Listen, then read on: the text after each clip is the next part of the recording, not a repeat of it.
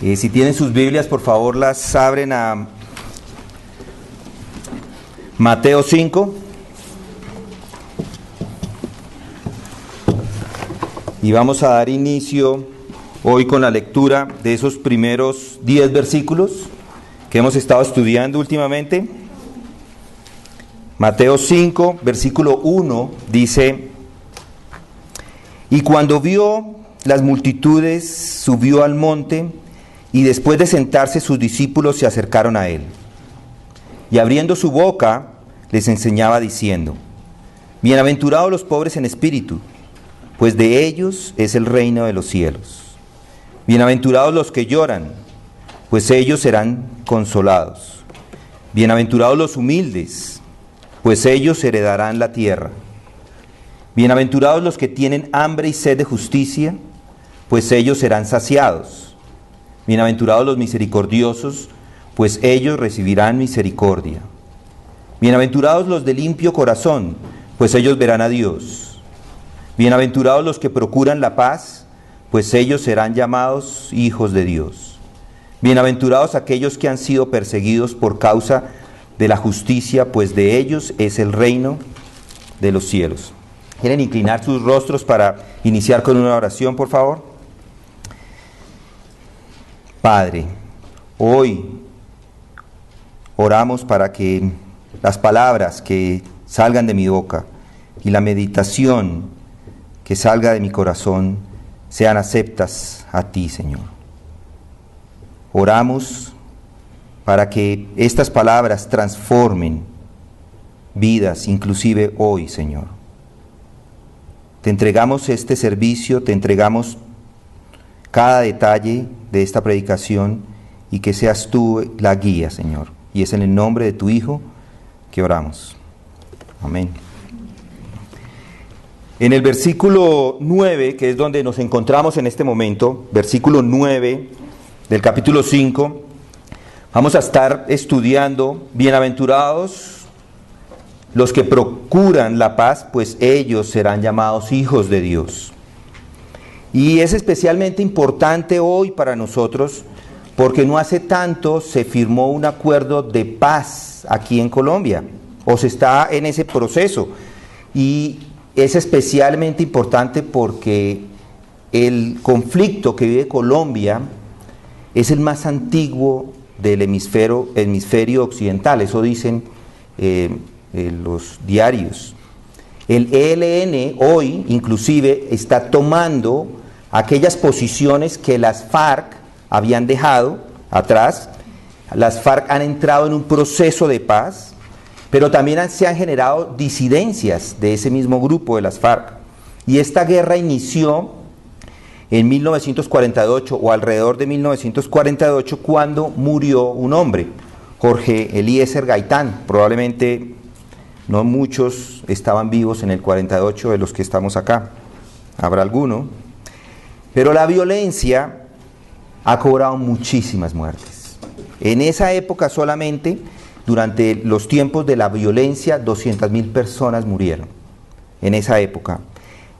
Desde que se inició el conflicto en Colombia, desde esa época hacia acá, 260.000 personas han muerto a causa del conflicto. Se han desplazado 7 millones de personas. Es algo impresionante. Y los gobiernos han tratado de hacer la paz. Es lo que han tratado de hacer por muchos años. Belisario lo intentó hacer, otros presidentes, Álvaro Gómez. Y inclusive el presidente el año pasado se ganó el Premio Nobel de la Paz. Le dieron el Premio Nobel de la Paz a él, se lo dieron a Obama en los Estados Unidos en el 2009. La Unión Europea en el 2012, y yo les digo, mis hermanos, no es el presidente, no es las Naciones Unidas, no es la OEA, ahí no vamos a encontrar la paz. Colombia, solamente para darles un ejemplo, Colombia en el año 1812, ¿cuántos conocen de la historia? ¿Saben, o de ustedes que conocen de la historia, me imagino, en 1810, ¿qué sucede en 1810? Es la independencia, pero la independencia fue por una guerra. En 1812, 2 años después, empezaron conflictos en este país. Es decir, que hemos tenido conflictos constantemente. El mundo ha tenido conflictos igual. Una revista, New York Times, hizo un estudio de todas las guerras y empezó a estudiarlas desde el año 36 a.C. y desde el 36 a.C. a hoy han sucedido 14.654 guerras. Es algo bestial, impresionante. Hay intervalos, es cierto, hay treguas, pero solamente para cargar municiones, cargar los cañones y empezar a disparar otra vez. Solamente para cargar sus pistolas es que se hacen esas treguas. Y otra vez vuelven y comienzan. En realidad no hay paz en este mundo. No hay paz en la política, no hay paz social. Hoy en día las sociedades también están sufriendo una guerra económica, los países, las naciones, inclusive en los matrimonios no hay paz. Y es un mandamiento, dice el versículo, bienaventurados los que procuran la paz. Este mandamiento está dado para todos aquellos que son cristianos, para todos aquellos que son creyentes. Usted debe saber que debe ser un pacificador, alguien que procura la paz. Y vamos a ver hoy 5 elementos de la paz, 5 elementos que le van a ayudar a ser pacificadores. Lo primero, pues, hay que entender qué es paz. Primero hay que tener una claridad. Entonces yo le he llamado al primer elemento aclaración. Entonces lo primero es qué es paz. Lo primero que vamos a ver es aclarar qué es paz. Primero, paz no es ausencia de guerra, no es la ausencia de conflicto, porque así no lo define Dios.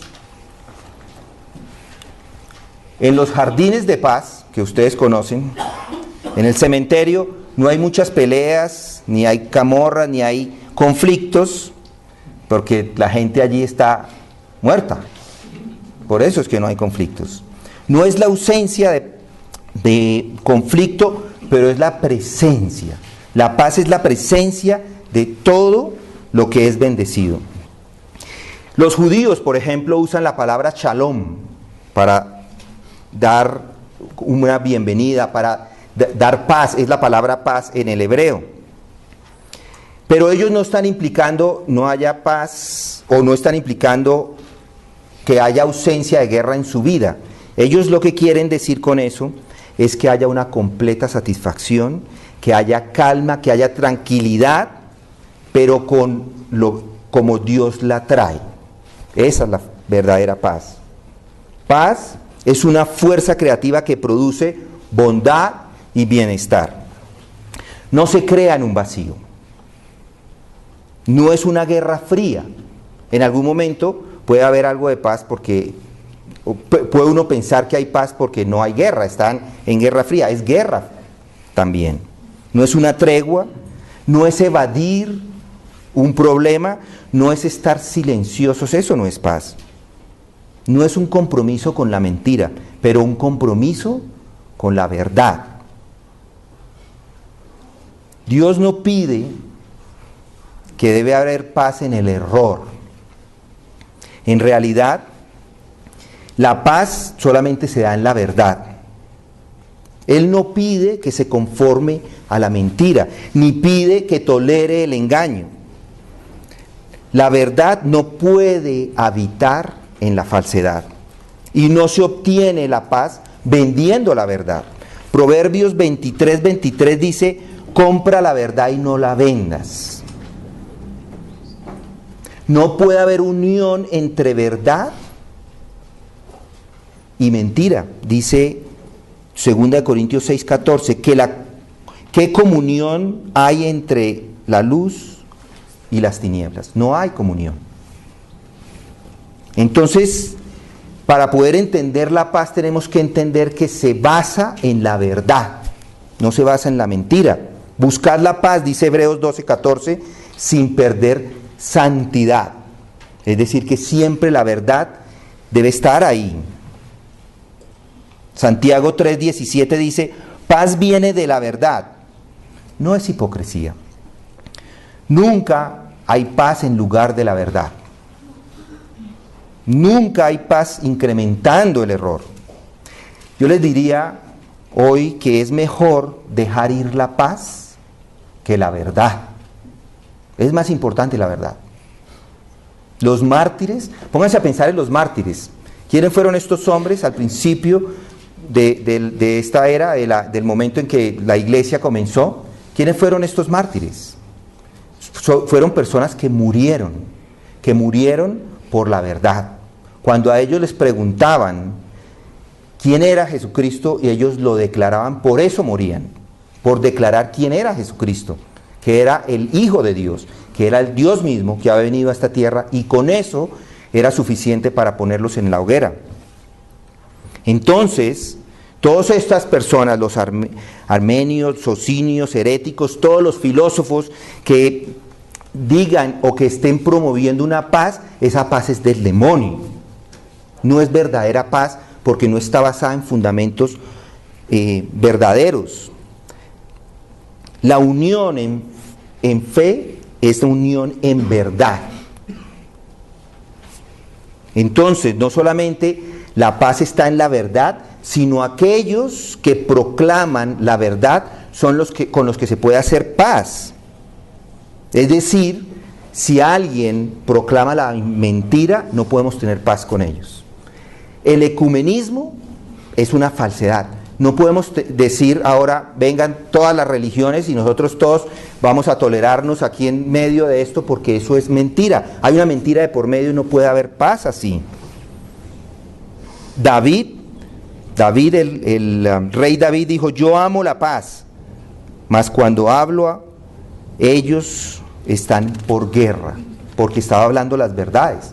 Entonces la paz se logra en la verdad y se logra con aquellos que quieren la verdad.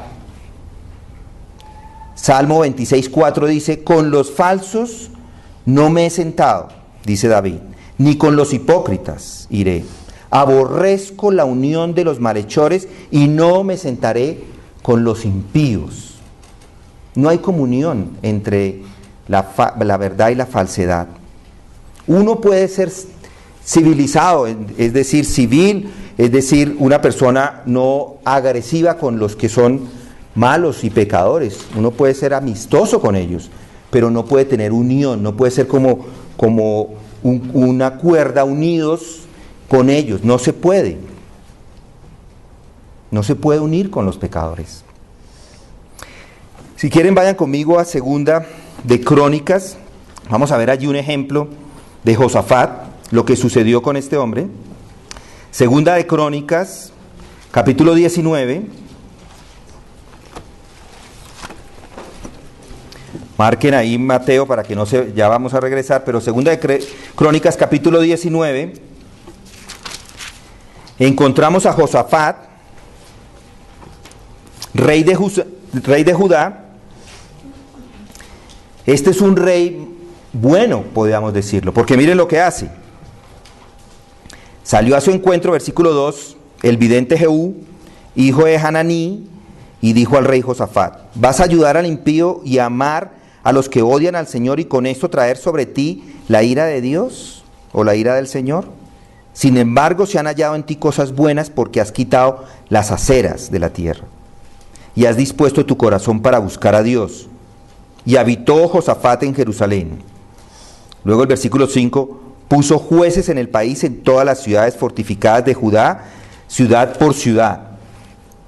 Y dijo a los jueces, al final del 6, dijo a los jueces, mirad lo que hacéis, pues no juzguéis en lugar de los hombres, sino en lugar del Señor que está con vosotros cuando hacéis justicia. Ahora pues, que el temor del Señor esté con vosotros. Tened cuidado en lo que hacéis, porque con el Señor nuestro Dios no hay injusticia ni acepción de personas ni soborno. También en Jerusalén Josafat puso algunos de los levitas y de los sacerdotes y algunos de los jefes de las familias de Israel para el juicio del Señor y para juzgar querellas entre los habitantes de Jerusalén. Hasta ahí todo va correcto. Él está trabajando en tener un buen gobierno, buena paz, en que no haya ningún problema. Pero en el versículo 20 vemos varias cosas. Hay una guerra, hay un conflicto, los hijos de Moab empiezan a hacer un conflicto con Josafat.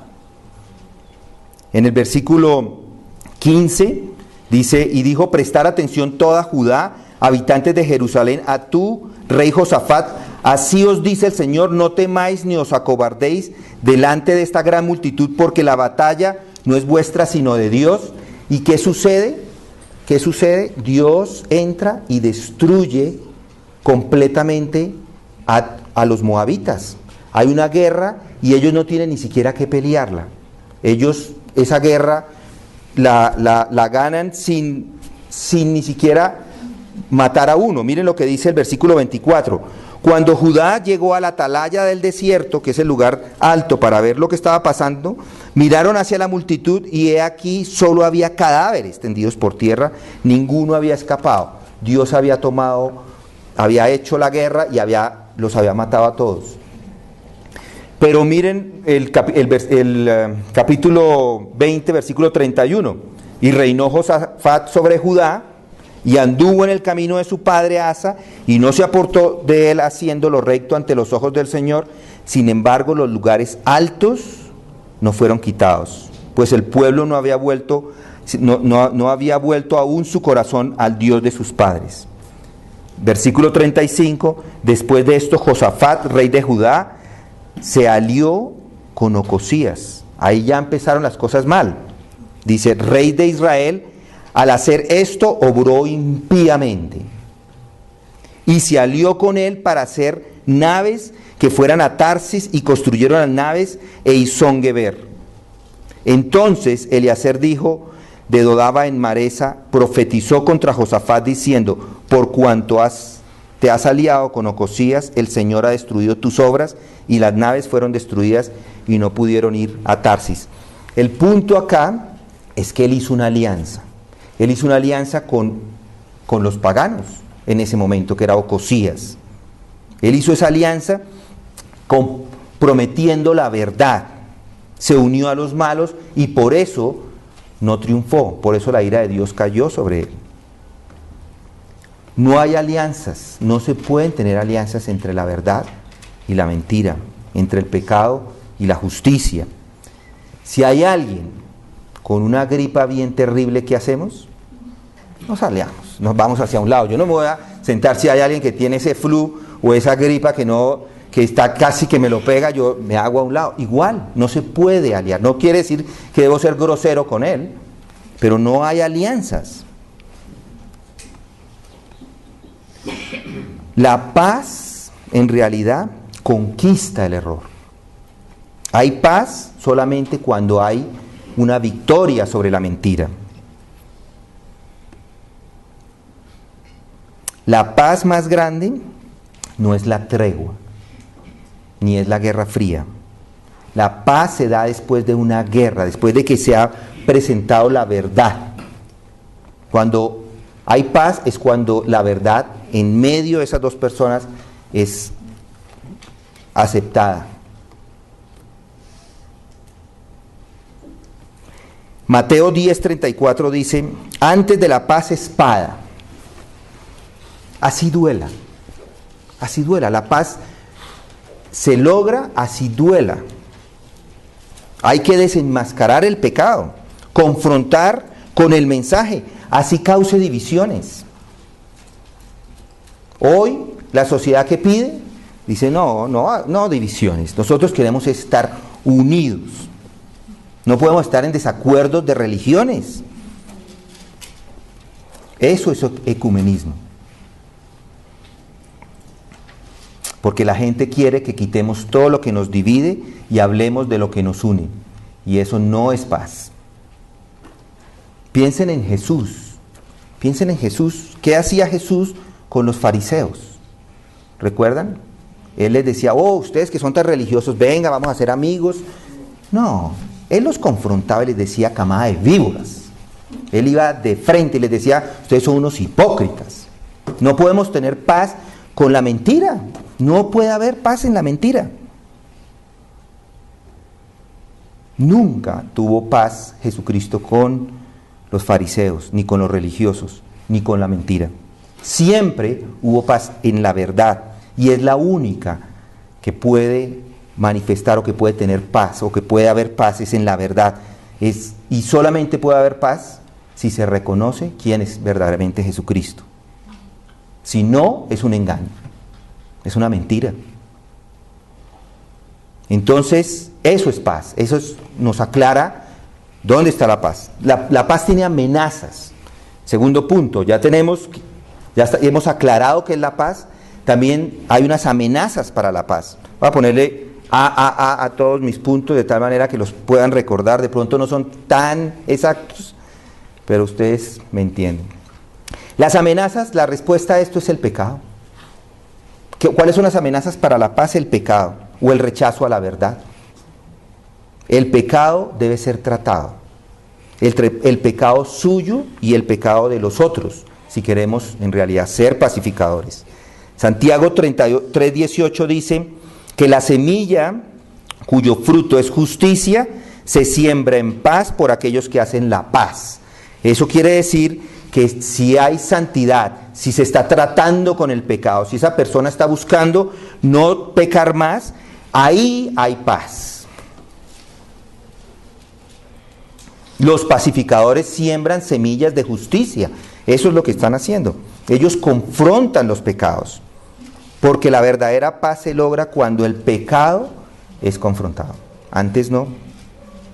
Hay pecados externos a los cuales no tenemos el control. Hay personas que no hacen paz con otros porque están solamente pecándose entre ellos. Una nación con otra nación hay pecado. Y por eso es que esas naciones pelean y no hay paz.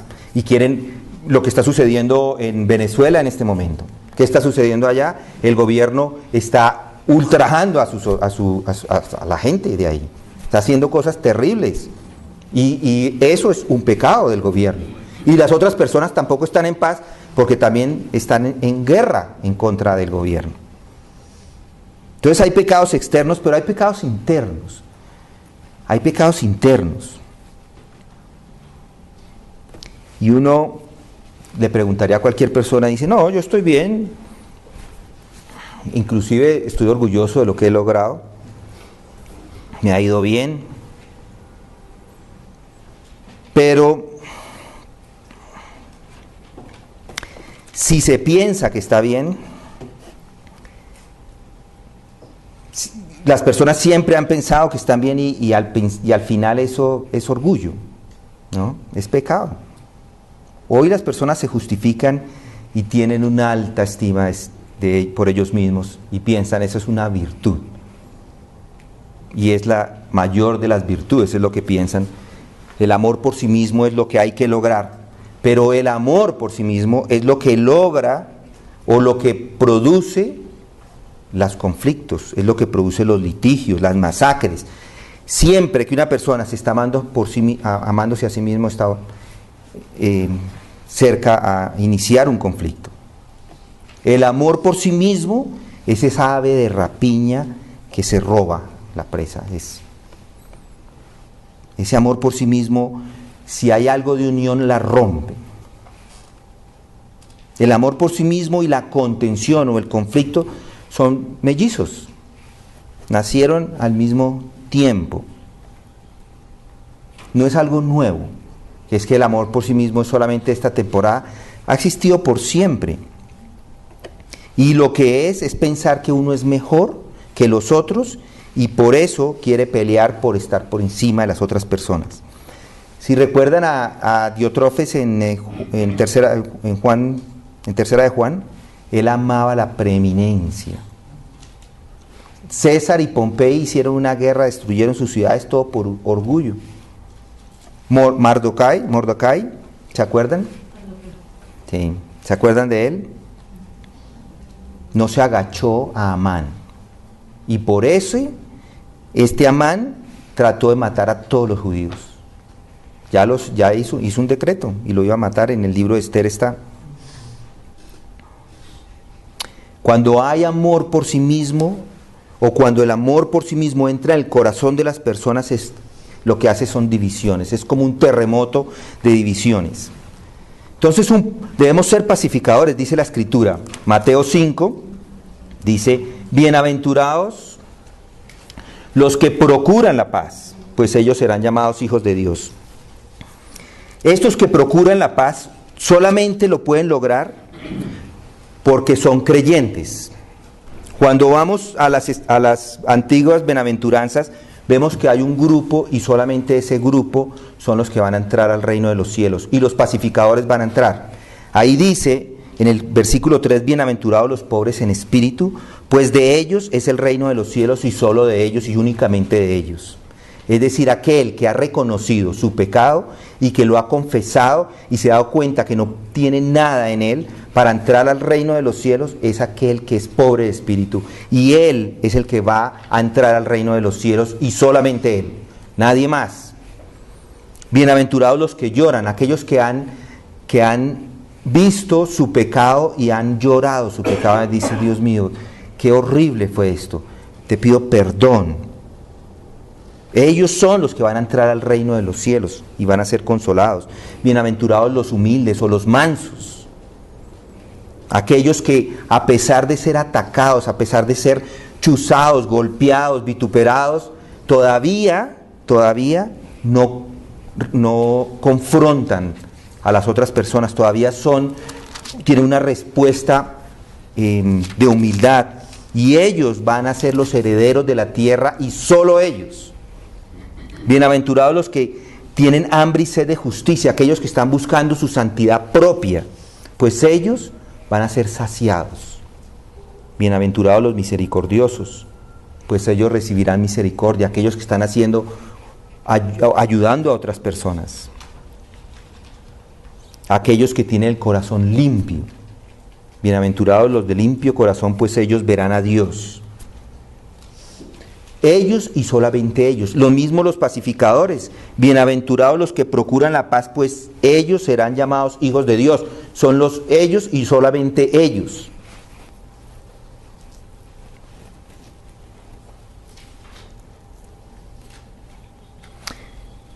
Hermanos, nosotros no merecemos nada. No merecemos nada, no deberíamos tener ningún privilegio. Porque nada ha conseguido usted. Solamente cuando uno se ve verdaderamente su propia naturaleza, es que en realidad tiene todos los privilegios, antes no.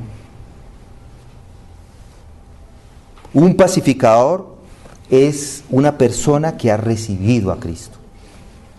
No es un director de las Naciones Unidas o un presidente. Esta persona tiene una nueva naturaleza, ha sido transformado, ha sido cambiado, es una nueva persona, tiene un corazón puro, tiene una nueva perspectiva. Si usted todavía tiene pecado, que estoy seguro que lo tiene, si piensa en ese pecado, si ve por ejemplo la envidia, si está pensando solamente en el yo, recuerde que la envidia promueve la pelea. Si tiene el pecado del ecumenismo, dice es que todo debe estar unido. Si es necio y todavía cree que no hay diferencias, eso promueve la pelea, eso no promueve la paz. Si tiene el pecado del orgullo, eso promueve disensiones y peleas. Pero un pacificador no murmura, no es chismoso, es una persona humilde, es de corazón puro. Entonces, ya hemos aclarado un poco qué es ser pacificador, cuáles son las amenazas. Las amenazas es el pecado.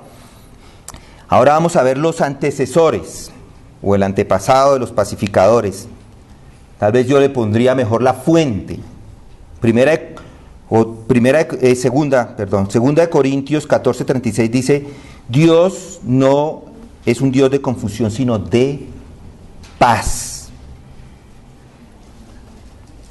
La única fuente para lograr la paz es Dios, dice Romanos 15:32. Igual segunda de Tesalonicenses, igual Hebreos. Dios es la fuente para poner esa paz. Es decir, que si Dios no está presente, no hay paz. ¿Se acuerdan Isaías 9:6? A Jesucristo, ¿cómo se le llama? al príncipe de paz. ¿Por qué hay paz con Él? Porque Él vino a esta tierra a hacer la paz. No hay otra forma, no existe otra manera. Él mismo es nuestra paz, dice Efesios 2:14. Él es el verdadero pacificador, Colosenses 1:20. ¿Por qué? Porque Él entregó su cuerpo y su sangre. Por su sangre es que hay paz. ¿Paz con quién? Paz ahora con Dios. Por eso es que no hay paz en el mundo. Por eso es que no hay paz en el mundo, porque no han aceptado a Jesucristo. Por eso es que no hay paz en Colombia. Algunos piensan que ya logramos la paz. Están descargando, están listos ahí para volver a disparar. Si Jesucristo no está en el corazón, no hay paz. Y lo vamos a ver en el futuro. Cuando sea el fin de los tiempos, vamos a ver lo que hace Dios con la sociedad. Ahí no va a haber paz, ahí va a haber guerra. Pero Jesucristo vino. Efesios 6:15 dice que Él es el evangelio de la paz. Su mensaje es el evangelio de la paz. Cristo es el príncipe de la paz. Miren lo que dice Juan 14:27. Juan 14:27 dice, hablando Cristo, dice: la paz os dejo, mi paz os doy. No os la doy como el mundo la da. No se turbe vuestro corazón, ni tenga miedo. Es una paz diferente. Jueces 6:24. Jueces 6:24.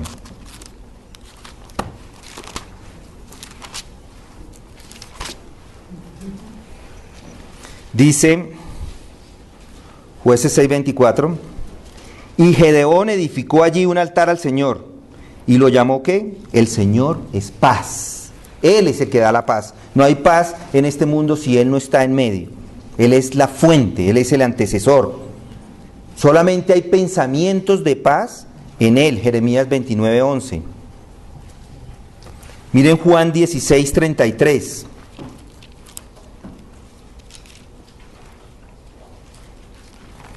Juan 16:33 dice: Jesús, estas cosas os he hablado para que en mí tengáis paz.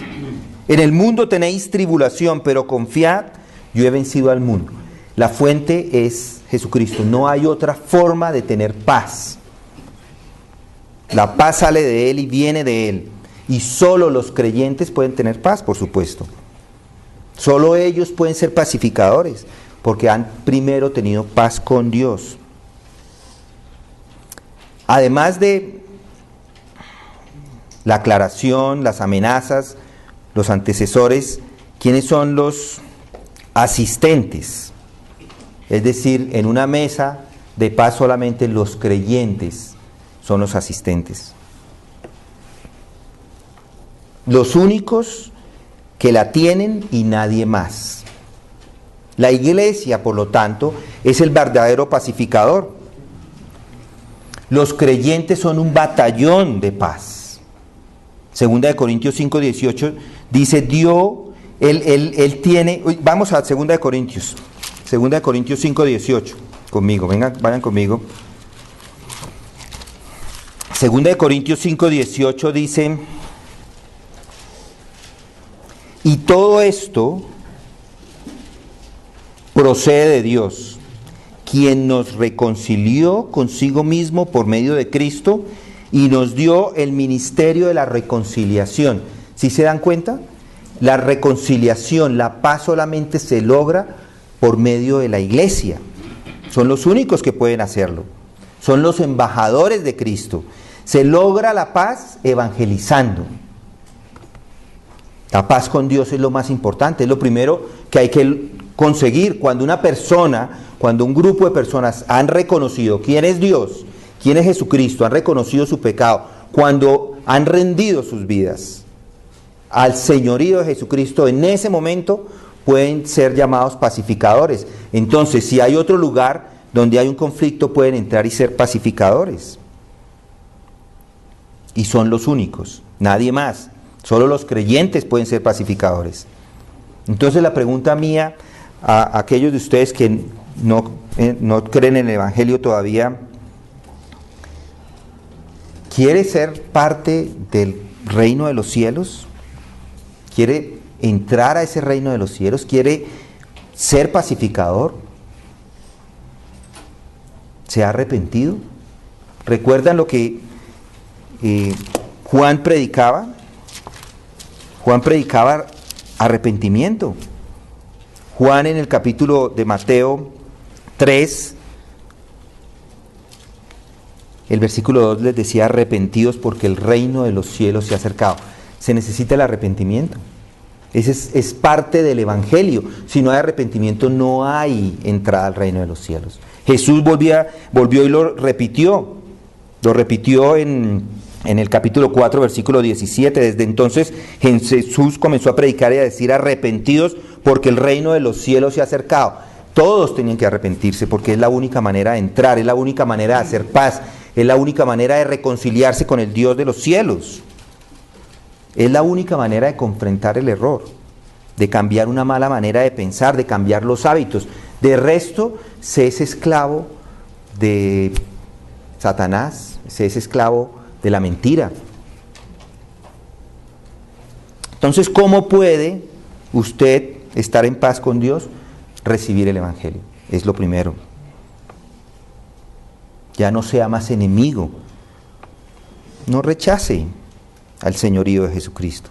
¿Y cómo puede usted, que ya conoce, pues evangelizar proclamando el Evangelio de la paz, viviendo en paz, demostrando que es un verdadero hijo de Dios, confesando su pecado y reconociendo que Jesucristo es su Señor?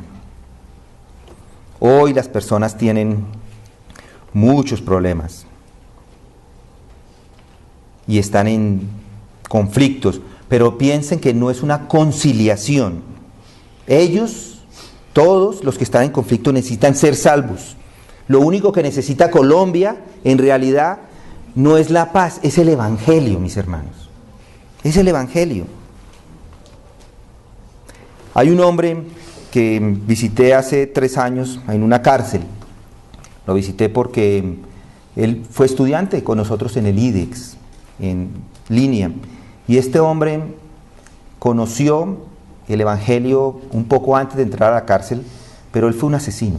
Mató muchos policías, mató gente de la DEA y lo tenían en la cárcel en Barranquilla. Y este hombre conoció el Evangelio, estuvo con nosotros estudiando tal vez unos 2 años, o tal vez un poco más, y lo cuento porque hoy en día proclama el Evangelio, él proclama la paz. ¿Y por qué lo puede hacer? Porque él hizo paz con Dios. Está llevando el Evangelio a todos los lugares. Después de ser un asesino, hoy lleva el Evangelio. Hoy otras personas han creído, inclusive dentro de la misma cárcel. Hay personas que han conocido el Evangelio por medio de él. Él salió ya de la cárcel y hoy en día está predicando, enseñando, llevando el Evangelio. ¿Por qué lo puede hacer? Porque él mismo hizo paz con Dios. Recuerden que hay malvados afuera y que necesitan el Evangelio. Nunca os venguéis, dice también Pablo en Romanos, nunca os venguéis vosotros mismos, sino id de lugar en lugar predicando, porque la ira es de Dios. Es decir, que usted no tiene por qué tomar la justicia por usted mismo, solamente traerlos a la cruz. A veces hay que tragarnos el orgullo para poder lograr esa paz. Olvidar las ofensas para poder lograr esa paz. Amar y cubrir esas maldades o esas maldades que hemos recibido para no entrar en conflicto, para poder traer ese Evangelio de la paz.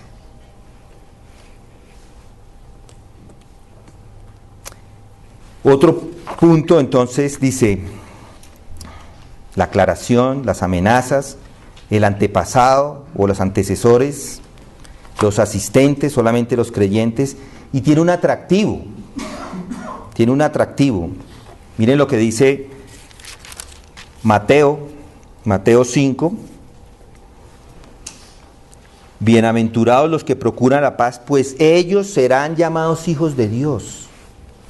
Serán llamados hijos de Dios. Esa es la bendición, ese es el honor que reciben, esa es la herencia, esa es la dignidad.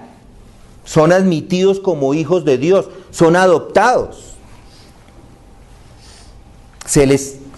Es como una infusión de la gracia que tienen estas personas que son pacificadores.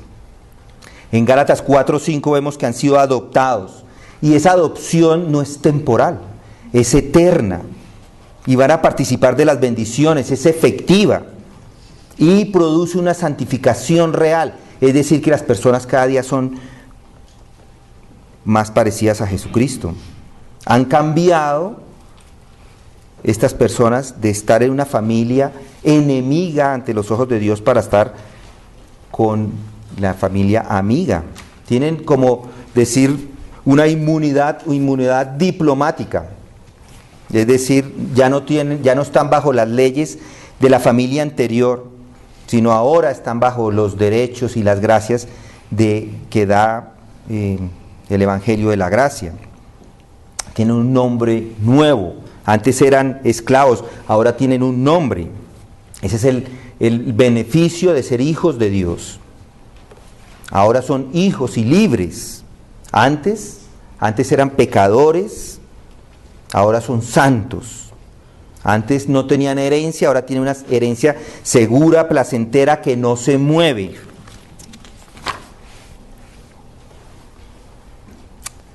Señores, es un beneficio, es una bendición poder ser llamados hijos de Dios, porque solamente los hijos de Dios son preciosos para Dios, nadie más. Son sus joyas, son como la pupila de sus ojos.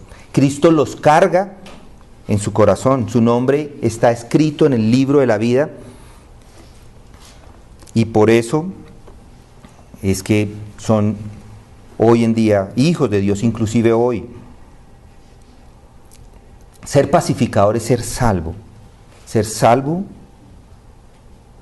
y ser una muestra de pacificación como el príncipe de paz. Es noble, es honorable. Miremos lo que dice Salmo 16:3. Salmo 16:3.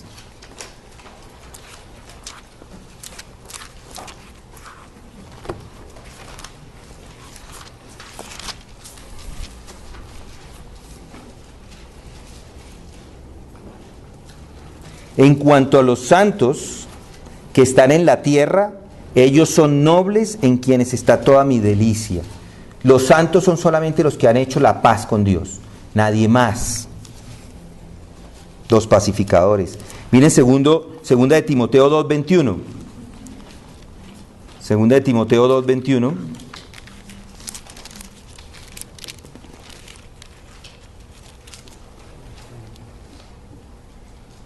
Por tanto, si alguno se limpia de estas cosas, será un vaso para honra, santificado, útil para el Señor, preparado para toda buena obra.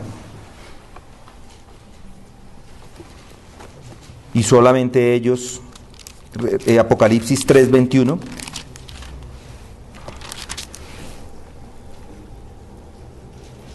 Solamente ellos, solamente a los que son vencedores, aquellos que son parte del reino de los cielos, aquellos que son sus hijos. Mire lo que dice: al vencedor le concederé sentarse conmigo en mi trono, como yo también vencí y me senté con mi Padre en su trono. Solamente ellos. Es un privilegio ser parte de este grupo. Dios toma su pecado y le perdona, arrepiéntase, porque Él le recibe para ser hijo suyo. No hay que tener angustia ni estrés, porque Él es su escudo, es su roca, es su defensa. Estos son, o este es el atractivo de ser pacificador. Entonces, ya entendimos un poco, o ya aclaramos qué es paz, vimos las amenazas que es el pecado, vimos los asistentes o los antepasados antes, los asistentes y el atractivo. Entonces, mis hermanos, piensen en esto, el mundo está vendiendo una paz que no es cierta. Yo espero que con esto usted entienda que la paz solamente se logra por medio del Evangelio. No solamente la paz en un mundo, la paz con las personas cercanas a ustedes, si hay conflictos en su matrimonio, solamente se logra por medio del Evangelio, por medio de Cristo. Y si hay paz con Cristo, hay paz en su vida. No hay otra forma, no existe otra forma. Es lo que Dios nos ha dicho, lo que Dios nos ha enseñado por medio de su palabra.